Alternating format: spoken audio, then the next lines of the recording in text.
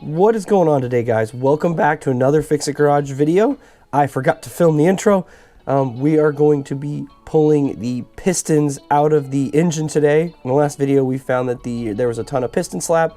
So today we're going to be pulling those pistons out and re-ringing them and putting them back in the car so we can get this thing up and running as soon as possible. So we're going to go ahead and get right into the video. Alrighty guys, so it's been a couple days. The last thing that you saw was the piston slap that we had. I could sit there and I could rock the pistons back and forth. And well, that's not great. And I took some time to kind of figure out what I wanted to do next. And the next thing that I think we're gonna do is we're gonna go ahead and pull the pistons out and re-ring them. That seems like the best choice of action with this car. It's really hard to get new OEM pistons, but I can get OEM rings. So I think the best thing we can do to give this car the best engine that we can is to go ahead and re-ring it as well. So the next thing we're gonna do is get that crank pulley off, the timing belt off, and then we can drain the oil, pull the pan, and get those piston rings out. To make it easier to remove this crank pulley, I've got the special Honda tool for removing them. It uses this big bar, and then one of these inserts into the crank pulley where there's like a socket point there, and that holds it while I put a 19 or a 17 millimeter and a big long breaker bar on it, and we break it loose. So let's go ahead, let's get that pulley off right now.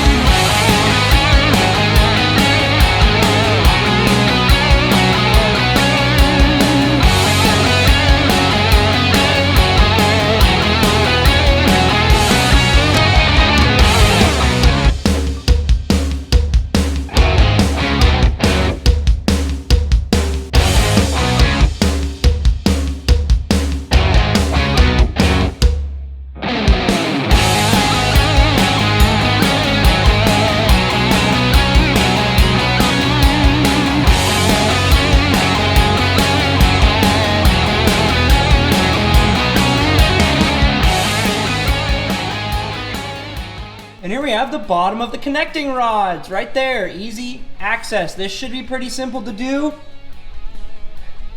Huge side note when we pull out these pistons, you need to number everything.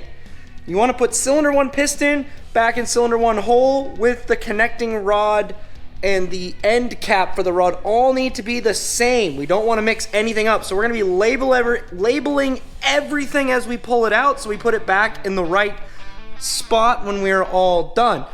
So what we're going to do is pull off that oil pickup, and then we're going to start taking these pistons out. Let's get this thing torn apart.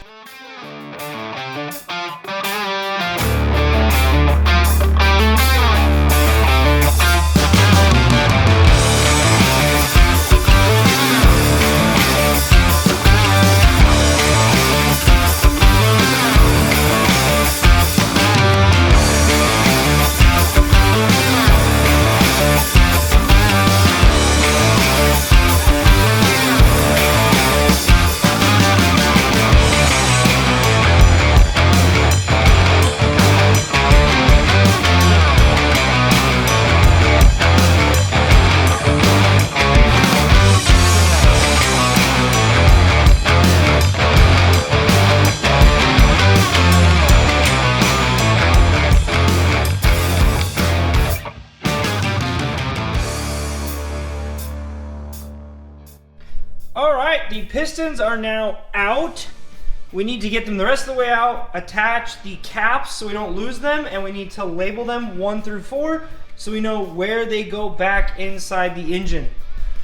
This is a really important step because you don't want to put the piston back into the wrong hole because it could be sized incorrectly and you'll have leakage past the cylinder. You might not get solid combustion, low compression, all sorts of things that we don't want. So we want to make sure that we label these things as we take them out. I'm probably just going to write 1, 2, 3, 4 either on the top or on the skirt somewhere in a Sharpie because it'll wear off almost immediately after the engine starts running and oil starts coating everything. So let's go ahead and let's get these pistons out on the table and let's take a closer look at them. Okay, so we've got our pistons on the bench and we went ahead and I've labeled them so I know where they go back into the car. All right, what's going on, guys? Sorry to cut in here for a brief minute, but I wanted to kind of explain what is going on with these pistons. Now, I was under the impression that the older D-Series pistons had a coating right there on the piston skirt, but they actually don't. It's normally bare. What's happened is the sides of these pistons have just worn down over time, which has led to them slapping. That and the piston rings, as you'll see when I remove them, have started to just naturally compress over time. When you look at them compared to a new piston ring, they're narrow. They have a smaller diameter, just because they've worn out over time and they don't have as much spring tension. That's what's led to the piston slap. Just wanted to go ahead and butt in and clarify so you guys understand that some of what I'm saying right now is me not fully understanding what came on a brand new D-Series piston because it's been so long since I've seen a brand new D-Series piston. Piston rings, and by installing new ones, they'll have more push up against the cylinder wall and maybe the piston will slap around a little less. Either way, putting in new piston rings isn't going to hurt because it will help seal better. But like looking at these, the oil control ring right here, on some Honda V6s and some 4-cylinders, this would have been full of oil plugged and seized, but these oil control rings still have plenty of movement. For 300,000 miles, I am not going to complain at all about the condition of the pistons. Other fun facts about the pistons, they have an arrow on a lot of OEM ones. This points to the front of the engine so you know which way the piston goes back in the car. Facts about the rods, these are fracture style rods. So they build the rod complete and then they crack it in these two places, having a rod and a cap. And then on these, they put a stud through it with a nut. The 3 references the size of the rod. So like all of this engine has number 3 sized rods. This is not the hole that it goes in, don't confuse it. Other ways of labeling this is taking an auto center punch on this side and doing a center punch on each piece. You could put one center punch here and one center punch here for both the rod and the cap, meaning cylinder 1. You could do 2 on both for 2, so on and so forth to help keep track of where your pistons go. Looking at these bearings, we can see it has not made it all the way down to the copper, which is probably why we don't have any rod knock in this engine. The bearings are actually just fine for 300,000 miles, and they can be reused. We're going to use a fairly heavier, nicer weight oil when we reassemble this engine to help prolong the life of these bearings and prevent them from gaining any further damage. So before we start before we start installing our new rings, let's get the old rings, the last of these old rings off of cylinder 1. Before we start installing our piston rings, we need to kind of inspect the old and the new ones to make sure that they're compatible with each other. I don't want to install new rings on this if they are completely different and won't work with these pistons. So the first thing I'm going to do is I'm going to open up each the first, second, and third ring bags and check to make sure that the rings are going to work with these pistons before I go any further, because if they don't, I can probably return them and get another set of rings and we'll put this car back together another day. We're going to start with our top, which is the first compression ring, and the bag is nice and labeled. It shows top, which is our first ring. Pull them out. We'll see we have 4 rings all stuck together right there, which isn't bad. And I don't know if you can read it, but on them it says top. So that is going to be what is facing up when it's on the piston. When I put this on, it needs to be facing up. First thing we do is we gently take off our top ring, and we're going to start comparing to make sure that like one isn't too much thicker than the other. You should use a digital micrometer, which I don't have. One thing you can see is that the gap on this is a lot wider. That's because this is a new ring and it's got lots of spring strength in it. This one is older and I can push this together really easy. This is a very worn out ring. This one's not. This one still has coating on it. You can see the edge of it right there. This is a nice brand new ring. Moving on to our second rings, our second compression rings. You pull them out, and these ones, again, they say top on them. So that is the top. This is what's gonna face up. These rings are a little bit more stiff and they're a little more brittle. These are more prone to breaking. So again, we pull off our ring and we'll see that this gap, very easy to close together. We'll compare it to our new ring and we can definitely see that this one has a lot more of a gap here due to the fact that these are brand new and ready to be compressed. Now the third ring has two bags. That's because these are the oil control rings. On a lot of engines, if you look, what you have is you have two little rings that hold in your oil control. This is what helps put some oil on the cylinder and then clean it off, because the cylinder wall still needs lubrication for the piston going up and down. Inside of these bags in here, we have the oil control ring itself, which these look just fine. And then in here we have all of the rings that are going to go on the top and bottom of our oil control ring. There's 16 of these things in total. Now these do not have a top and bottom label on them. On most Honda engines at least, the oil control rings can go either direction. They don't have a label. You can put them on either way. It's the first and seconds that matter.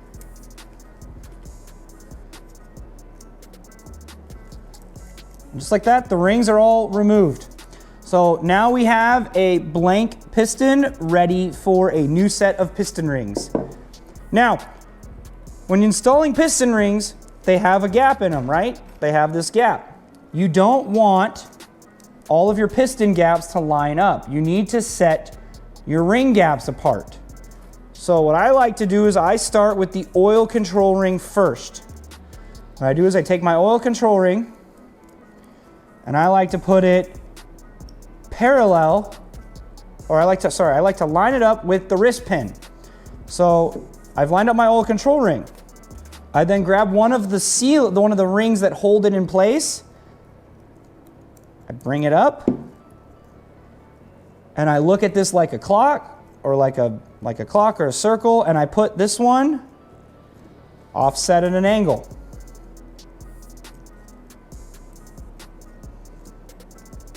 So right now I've got one going this way. I'm gonna have one oil control lower, one of the sealing ring gaps going here, and the other one will be over here. So they're opposite. And then we'll take our top one. I like to install them from the bottom for the oil ones, but that's just me.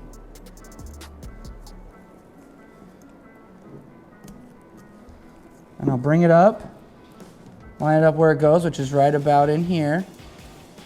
Try not to scrape the piston too much.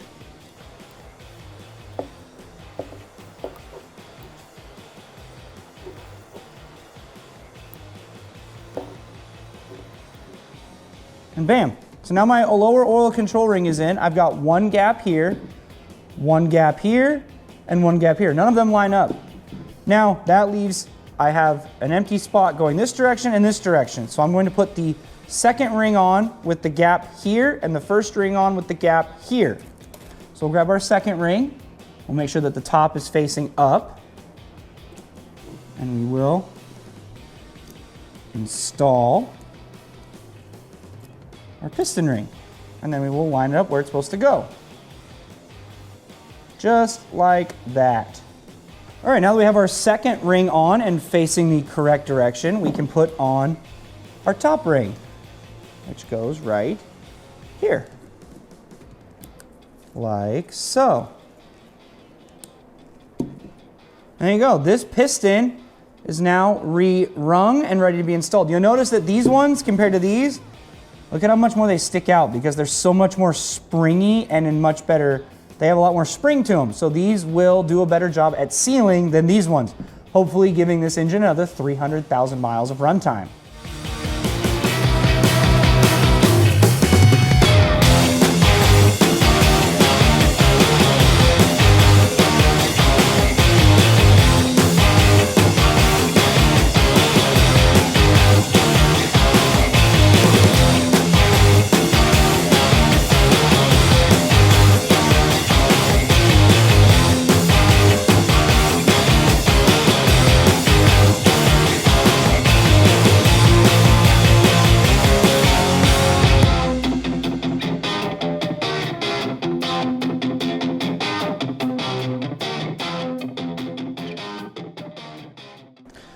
just like that, all 4 pistons are now re-rung and ready to go back in the engine. We're probably gonna clean them up a little bit, wipe them down, and we can put them back inside of the motor. Okay, so it's time to install our pistons, and with these rings on it, it's never gonna fit back into the hole. That's where we use a ring compressor. So the biggest thing that I like when I use a ring compressor, this isn't my favorite style, but this is what we have, is I always like to really lubricate up this part of the ring compressor so the piston can slide in it easily. The next thing we need to note is our arrow. So that's facing towards the front of the engine. So the piston's gonna go this way. So I'm gonna lube this up, and then we're gonna set up our ring compressor, and we're going to install this piston into the engine.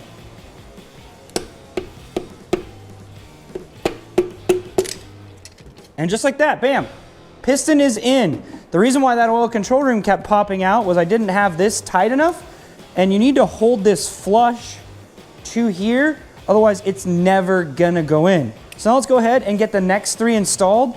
The biggest thing when you install them is once this tool becomes loose, stop, because you obviously don't wanna smash your rods into the crankshaft that's down there. We wanna just get them installed, and then we'll get them down onto the crank a little bit later. So let's get the other 3 installed now.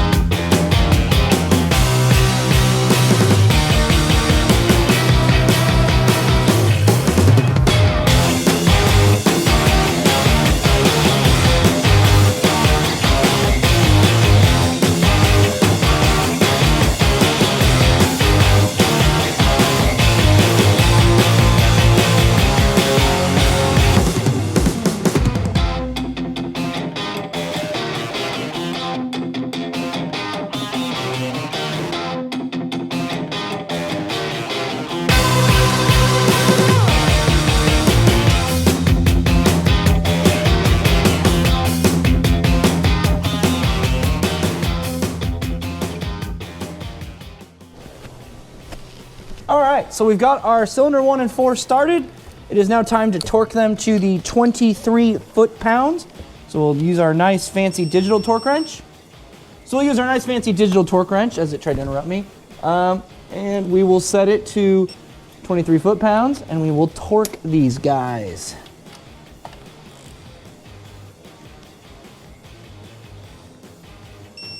There's 1, 2, 3,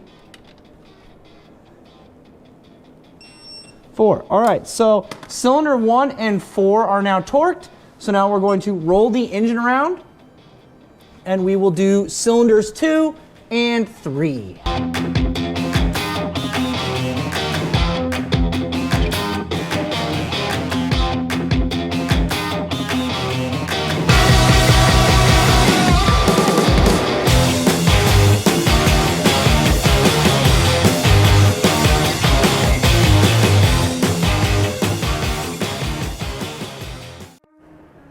Alrighty guys, so we have the oil pan reinstalled, the exhaust back on, and the pickup.